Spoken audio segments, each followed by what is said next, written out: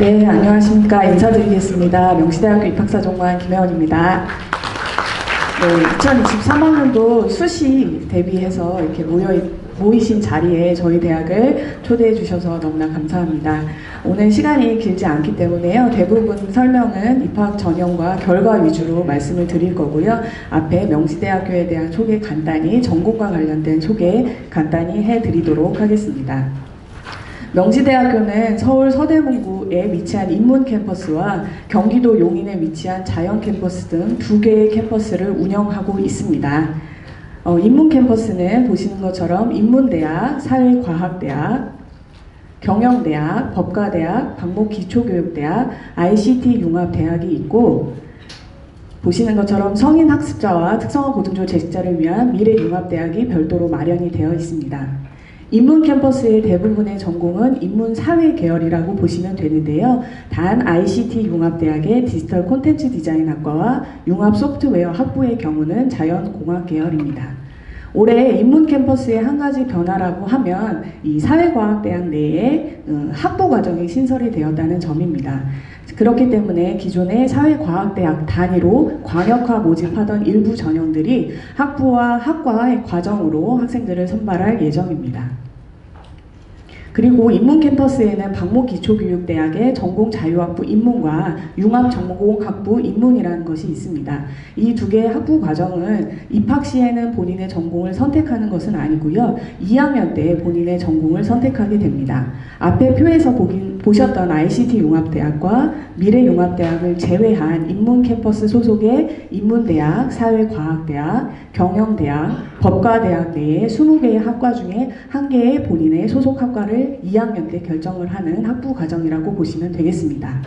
융합전공학부 인문의 경우는 전공자유학부와 동일하지만 이 표에서 보시는 것처럼 미래산업연계전공이라는 교육과정, 연계과정을 2학년 때 한 가지를 선택해서 졸업시까지 필수로 이수해야 하는 점이 차이가 있습니다. 명지대학교에는 이렇게 그 연계전공, 잠시만요. 연계전공과 같이 일부 학과에 한해서는 필수로 연계전공을 이수해야 하는 경우도 있지만 일반적인 전공을 선택하는 학생들 내에서도 일정 자격을 갖추고 있는 학생들 내에서는 이렇게 다양하게 연계전공을 선택할 수 있도록 저희 대학의 연계전공을 마련하고 있고, 그런 부분이 저희 대학 학사제도의 특징이라고 보시면 되겠습니다. 자연 캠퍼스는 자연과학대학, 공과대학, 그리고 ICT 융합대학, 건축대학과 같은 자연공학 계열 전공이 있고, 저희 대학은 모든 전공은 4년제이지만 건축대학은 5년제의 과정을 유지하고 있습니다. 그 외에도 여기 보시는 것처럼 디자인학부, 스포츠학부, 바둑학과, 예술학부와 같은 예체능 계열 전공도 자연 캠퍼스에서 운영을 하고 있습니다. 올해 자연 캠퍼스의 가장 큰 변화라고 한다면 여기 보시는 반도체 공학과가 신설이 된다는 점입니다. 반도체 공학과가 신설이 돼서 이제 수시나 정시 등 신입학 전형을 통해서 총 33명을 모집을 할 예정입니다. 잘 알고 계시겠지만 경기도 용인에 그 SK 하이닉스 반도체 클러스터가 지금 추진 중에 있고요. 그리고 그 하이닉스에서 지금 그 추진하고 밀고 있는 부분이 저희 명지대학교에서 특화하고자 하는 소부장 분야이기 때문에 어떻게 보면은 그런 부분에서 학생들 졸업할 때의 전망이 더욱 높은 학과가 아닐까 생각이 듭니다. 그렇기 때문에 공과 계열에 관심 있는 학생들이라고 한다면 저희 반도체 공학과 신설이 되었지만 적극적으로 좀 추천을 해주시면 좋을 것 같습니다. 그럼 2022학년도 전형 주요 사항을 먼저 좀 설명드리도록 하겠습니다. 명지대학교 신입학 선발 인원은 총 3,054명으로 수시 인원은 2,056명, 그리고 정시 인원은 998명이고요. 2022학년도 대비 모집 인원과 비율에는 큰 차이가 없습니다. 이렇게 3개년표에서 보실 수 있듯이 저희 대학은 학생들의 그 전형 선택권을 보장하는 동시에 다양한 역량을 갖추고 있는 학생들을 선발하고 또 그 학생들이 선택할 수 있도록 이렇게 크게 학생부 교과와 학생부 종합, 수능 위주의 전형을 운영하고 있고요. 표에서 보시는 것처럼 3개년 3개의 위주의 전형은 30% 내외로 균형 있게 선발을 하고 있습니다. 그럼 이제 수시 전형 개요에 대해서 설명을 드리겠습니다. 명지대학교는 전형 유형에 따라서 학생부 교과, 학생부 종합, 그리고 실기 실적 위주의 전형을 가지고 있고요. 세부 전형을 통해서 신입생을 선발하고 있습니다. 명지대학교 전형의 가장 큰 특징은 보시는 것처럼 수능 최저학력 기준을 모두 적용하지 않는다는 점이고요. 예, 세부 전형 내에서 중복 지원을 허용하고 있는 점이라고 보시면 되겠습니다. 학생부 교과 전형은 보시는 것처럼 학생부 교과 100% 전형이 있고 학생부 교과 성적과 면접을 포함하는 단계별 전형이 있습니다. 학생부 종합 전형도 서류 100%와 그리고 서류와 면접을 포함하는 단계별 전형이 있고 서류 100% 일괄 전형이 있습니다. 실기 실적 위주의 전형은 실기 우수자 전형과 특기자 전형이 있는데 실기 우수자는 보시는 것처럼 실기가 주가 되는 전형이라고 보시면 될 것 같고요. 특기자 전형은 여기 보시는 것처럼 자격과 본인의 실적 등이 주가 되는 전형이라고 보시면 되겠습니다. 정시는 총 998명을 선발을 하고 저희는 수능 위주의 전형과 실기 실적 위주의 전형으로 나뉩니다. 보시는 것처럼 수능 일반 전형의 경우는 가나 다군 모든 모집군에서 선발을 하고 수능 100%로 선발을 합니다. 수능 실기 전형의 경우에는 나군과 다군에서 선발을 하고 일괄 전형으로 수능 60%와 실기 40%를 포함합니다. 실기 실적, 실기 우수자 전형의 경우는 나군과 다군에서 선발하며 일괄 전형으로 실기 80%와 수능 20%를 반영합니다. 수능 성적은 저희는 100분위를 활용하고 있고요. 해당하는 전형과 지원하는 모집 계열이나 단위에 따라서 수능 반영 영역과 비율에는 차이가 있습니다. 보시는 것처럼 수능 일반 전형에 지원을 하고 지원하는 모집 단위가 인문사회 계열인 경우에는 국어 30, 수학 30, 영어 20, 탐구 1개의 과목 20%를 반영을 하고요. 그리고 자연공학 계열에 지원할 경우에는 국어 25, 수학 35, 영어 20, 탐구 영역 1개의 과목을 20% 반영을 합니다. 올해의 경우는 이제 정시에서의 변경 사항도 한 가지가 있는데요. 그게 바로 이제 디자인 학부 패션 디자인 전공이 변경되었다는 점입니다. 보시는 것처럼 작년까지는 패션 디자인 전공이 수능 실기 전형으로 선발을 했었는데요. 올해부터는 보시는 것처럼 수능 일반 전형으로 바뀌었고 그로 인해서 학생들이 별도의 실기고사 없이 수능 100%로 지원할 수가 있습니다. 수능 모집 전형이 변경이 되면서 수능 반영 방법도 바뀌었는데요. 이제 디자인 패션 디자인 전공의 경우는 국어와 영어 영역은 필수이고 수학과 탐구 영역 중에서 고득점 1개 영역을 반영해서 총 3개의 수능 영역을 반영하게 됩니다. 반영 비율은 국어와 영어는 35%이고 수학과 탐구 영역 중에 고득점 영역 1개 영역을 30% 반영하게 됩니다. 명지대학교는 수능 선택 과목을 지정하고 있지는 않지만 다만 자연공학 계열에 지원하는 학생이 과학탐구를 선택했을 경우에는 취득 100분위 점수의 10%를 가산점으로 받게 됩니다. 또한 여기 보시는 것처럼 한국사도 등급에 따라 가산점을 받게 됩니다. 자, 그럼 세부 사항, 수시 모집의 세부 사항에 대해서 설명을 드리도록 하겠습니다. 명지대학교 수시 모집 일정 모두 다 확정이 되었습니다. 모집 요강도 입학처 홈페이지에 나와 있으니까 잘 확인하시면 좋을 것 같습니다. 9월 13일 원서 접수를 시작으로 학생들의 자기소개서 입력, 서류 제출, 면접평가, 실기고사 등 다양한 일정들을 모집 요강을 통해서 확인하셔야 할 것 같고요. 우리 선생님들께서 가장 중요하게 확인하셔야 되는 부분은 여기 보시는 학교장 추천 전형의 추천서 입력 기간이라고 보시면 됩니다. 추천 방식이 조금 변경이 되어서 모든 대학교들이 동일한 기간과 동일한 방법으로 추천서를 입력하실 수 있으실 거고요. 올해는 9월 19일부터 5일 동안 추천서 입력 기간을 두고 있습니다. 자, 학생부 교과 전형에 대해서 안내해 드리겠습니다.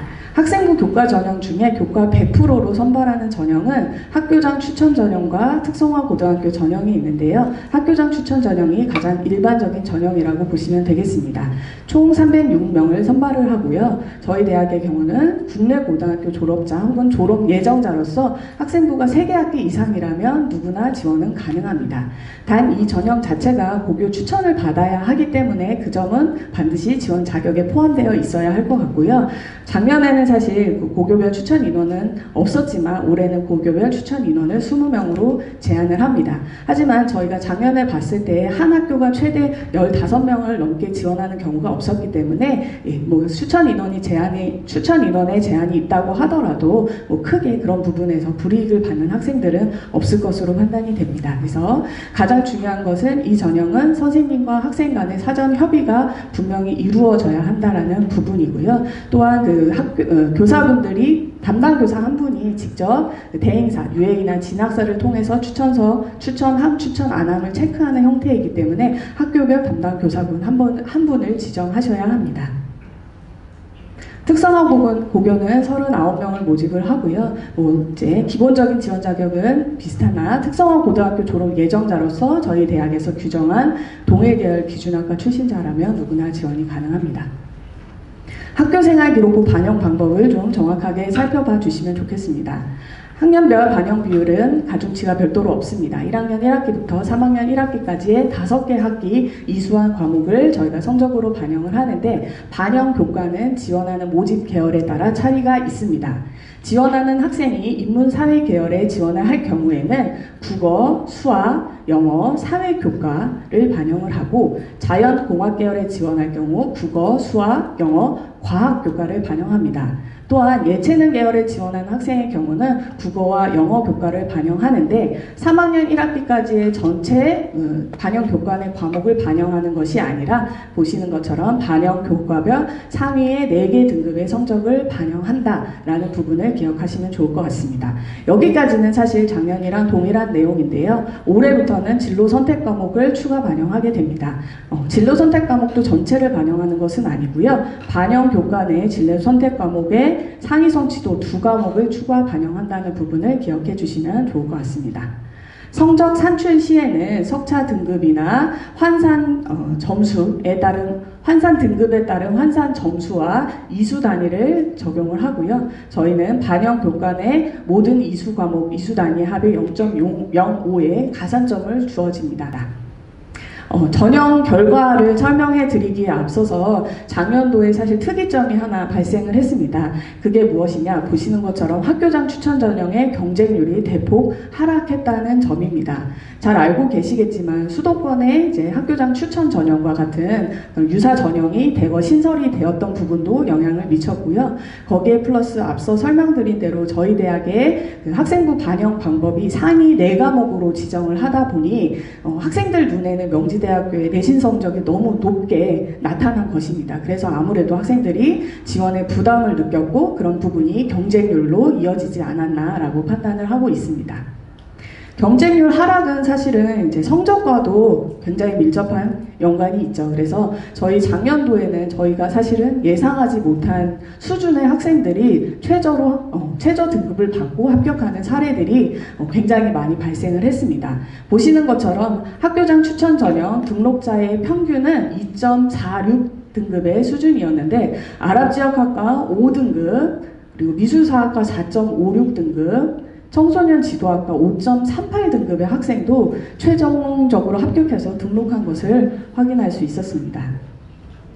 자연 캠퍼스 기준도 등록자 평균은 2.81 정도의 수준이었는데요. 보시는 것처럼 생명과학 정보학과와 전기공학과는 5점대 후반의 학생들도 최종적으로 합격해서 등록하는 사례를 확인할 수가 있었습니다. 보시는 것처럼 경쟁률의 부분에도 문제가 있었고 그리고 유사한 대학 전형이 상위권의 대학에서부터 쭉 이어졌기 때문에 충원율에서도 사실 상당히 높은 충원율을 보였기 때문에 이러한 결과가 나왔을 것이라고 저희는 판단을 하고 있습니다. 자, 학생부 교과에는 이제 단계별 전형이 있는데요. 가장 기본적인 전형이 교과 면접 전형입니다. 교과 면접 전형은 학생부 교과 100%로 1단계의 5회수만큼을 선발하고 2단계에서 1단계 성적 70%와 2단계 면접 점수 30%를 반영을 합니다. 1단계 학생부 교과 성적 반영 방법은 앞서 설명드린 학생부 교과 반영 방법과 동일합니다. 학생부 교과 면접 전형은 총 301명을 선발을 하고요.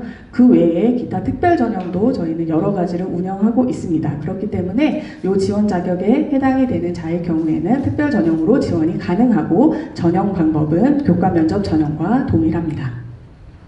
교과 면접 전형 사실 조금 특이합니다. 여기 보시는 것처럼 면접을 포함하고 있고요. 이 면접은 면접위원 1명당 면접위원 2명이 들어가는 전형입니다. 가장 특이한 점은 평가 자료는 별도로 없습니다. 일반 이제 성적 평가 전형이기 때문에 정량 평가 전형이기 때문에 별도의 평가 자료는 없지만 대신에 참고 자료로서 학생들이 면접 당일에 대기실에서 자기소개서 형태, 약식의 자기소개서 형태인 면접 기초 자료를 20분간 쓰게 됩니다.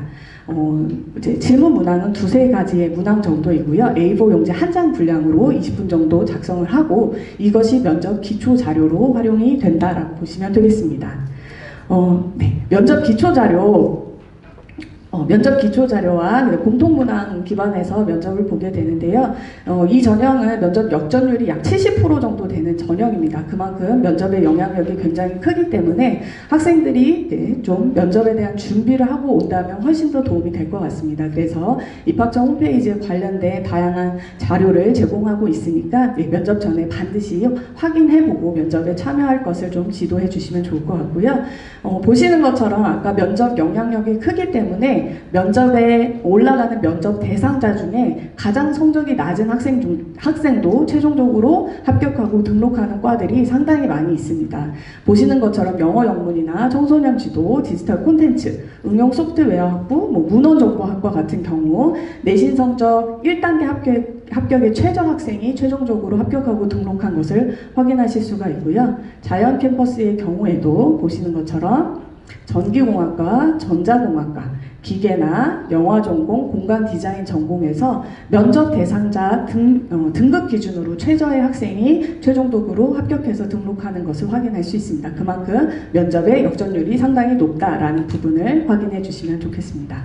자, 학생부 종합전형 빨리 넘어가도록 하겠습니다. 저희가 작년부터 이제 종합전형이 이원화가 됐습니다. 그래서 면접형과 서류형으로 진행이 되는데요. 면접형은 다단계 전형으로 1단계는 서류 학교생활기록부 100%로 1단계 4배수만큼 모집 인원을 저희가 선발을 해서 2단계에서 1단계 성적 70% 그리고 면접 30%를 반영해서 학생들을 선발합니다.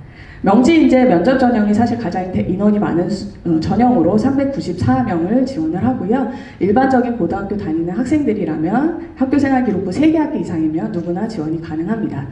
저희 대학이 기독교 대학이기 때문에 좀 기독교와 관련된 전형도 가지고 있습니다. 기독교 학과는 없기 때문에 지원 자격으로만 두고 있고 혹시 이제 교회 다니고 세례, 침례, 교인으로서 목회자 확인을 받을 수 있는 친구라면 지원할 수 있는 별도의 특별 전형 마련되어 있고요. 서류형에도 명지인재 일반적인 서류형, 그 다음에 사회적 배려 대상자, 농어촌 학생 전형이 있습니다.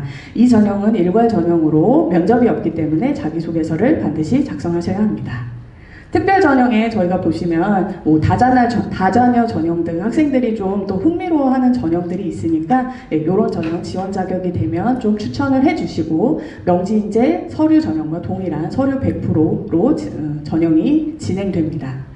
두 개의 전형의 가장 특징을 보시면 자기소개서 작성의 유무와 그다음에 면접의 유무 라고 보실 수가 있고요. 거기에 또한 서류 평가의 평가 요소별 반영 비율의 차이가 있습니다. 즉 면접 전형 같은 경우는 자기소개서가 없는 대신 면접을 반드시 봐야 하고요. 그리고 면접을 보기 때문에 학업 역량보다는 발전 가능성의 비율이 조금 더 높다라고 보시면 되겠습니다. 반면 서류 전형의 경우는 자기소개서 작성은 의무이지만 면접에 대한 부담이 없습니다. 그리고 저희가 또 이제 면접을 보지 않기 때문에 학생의 어떤 역량 중에서는 학업 역량의 부분을 가장 높게 높은 비율로 반영하여 평가한다라고 보시면 좋을 것 같습니다.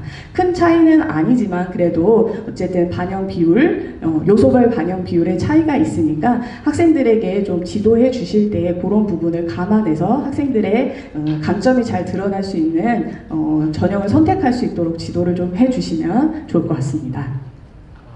자, 자기소개서는 저희는 2번 문항까지만 대교육 공통문항을 활용하고 있고요. 별도의 3번 문항 없기 때문에 자기소개서 작성에는 특별히 부담은 없습니다만은 올해까지는 어쨌든 자기소개서 작성해야 되기 때문에 몇 가지 부분에서는 분명히 유의하셔야 할 부분들이 있을 것 같습니다.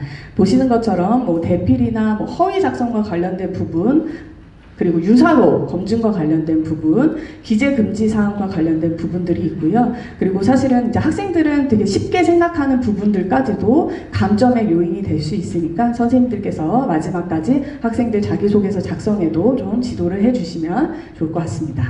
면접은 면접위원 1명당 면접위원 학생 1명당 면접위원 2명이 이제 구성되는 면접으로 학교생활기록부를 기반으로 한 면접이기 때문에 면접 시간이 10분이라고 하더라도 학생들에게는 오히려 좀 덜 부담이 되는 전형이라고 보시면 될 것 같습니다.